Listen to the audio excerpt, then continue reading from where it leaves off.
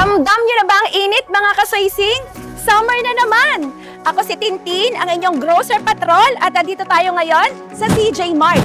Makikilala natin ang isang grocer na magbibigay sa atin ng top tips para handa ang ating mga tindahan ngayong tag-init. Pakilala po muna tayo sa ating mga viewers. Hi! Ako po si Christine Camalia ng CJ Mart. 13 years na po akong kasuysing. At syempre, handang-handa na ang ating tindahan para sa summer.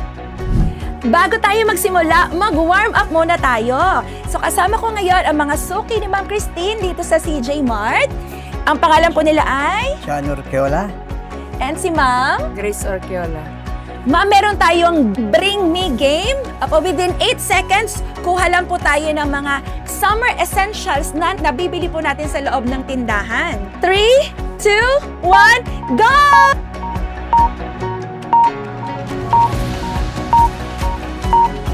Yan!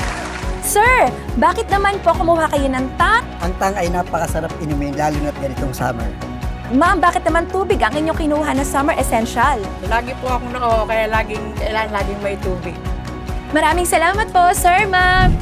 Ma'am, ano naman po ang mga tips na pwede natin i-share sa ating mga grocers ngayong summer? Una, syempre, dapat nandyan ang ating mga essentials like water and cold drinks. Syempre, ang ating powder juices tulad ng tang. Napakasarap at napakalinamnam. Di rin dapat mawala ang mga bath soap at detergent powder para laging mapreskuhan at feeling fresh. Pangalawa, dapat presko at maaliwalas ang tindahan. At panatilihing maayos at malinis ang display. Kapag maayos ang shelves at kita agad ang mga items, mas napapansin at nabibili ng mga customers at mas nagtatagal pa sila sa loob dahil presko. Pangatlo, dapat sundin ang FIFO, ang first in first out sa pag-display ng mga products upang maiwasan ang pagkasira at pag-expire ng mga stocks. Ma'am, tanong ko lang, paano naman po kayo sinusuportahan ni Suising sa inyong pagnenegosyo? Unang-una, laging kumpleto ang stocks ni Suising, kaya hindi mo na kailangang humanap sa iba. And thankful din kami dahil sa next day and free delivery ni Suising. Kaya nakakatipid kami sa oras ng biyahe, lalo na ngayong tag-init.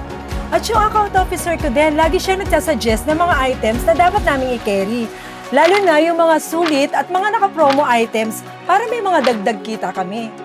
Maraming salamat po, ma'am, sa mga tips na ibinahagi niyo sa amin. Maraming salamat din. Kayo naman, kasoysing, ano ang discarding niyo sa tindahan ngayong summer? Comment below. At para sa kompletong grocery needs, order na sa Soysing!